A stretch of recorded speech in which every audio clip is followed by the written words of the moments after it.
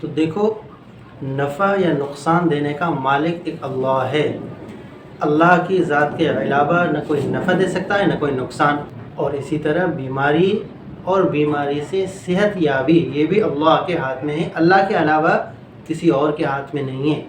تو اللہ جسے شفا دینا چاہے اسے کوئی بیمار نہیں کر سکتا، اللہ جسے بیمار کرنا چاہے اسے کوئی شفا نہیں دے سکتا۔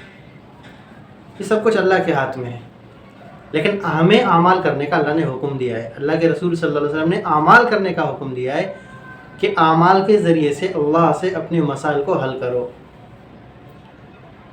یہ جو کینسر کی بیماری ہے، بہت سارے لوگ پریشان ہوتے ہیں کہ بھائی اس سے ہماری جان کیسے چھوٹے۔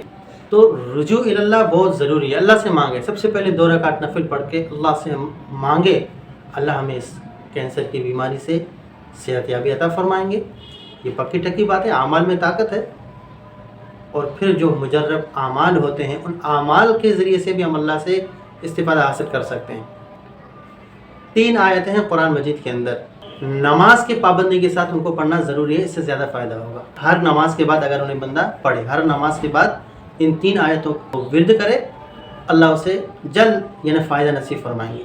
تو ان 3 آیت میں سے ایک آیت وَنُنَزِّلُ مِنَ الْقُرْآنِ مَا هُوَ شِفَاءٌ وَرَحْمَةٌ لِّلْمُؤْمِنِينَ، یہ پوری آیت ہے، اس آیت کو پڑھے۔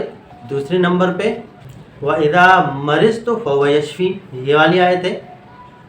اور تیسرے نمبر پہ وَقُلْ رَبِّ اغْفِرْ وَارْحَمْ وَأَنْتَ خَيْرُ الرَّاحِمِينَ، یہ 3 آیتیں ہیں۔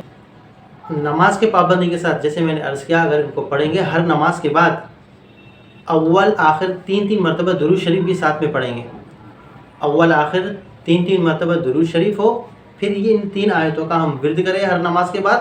کتنی بڑی کینسر کی بیماری کیوں نہ ہو، اگر ہم یقین کے ساتھ پڑھیں گے نا تو اللہ رب العزت اس مریض کو شفائے کاملہ عاجلہ مستمرہ نصیب فرمائیں گے۔ تو اعمال کے ذریعے سے ہمیں اللہ سے لینا آ جائے۔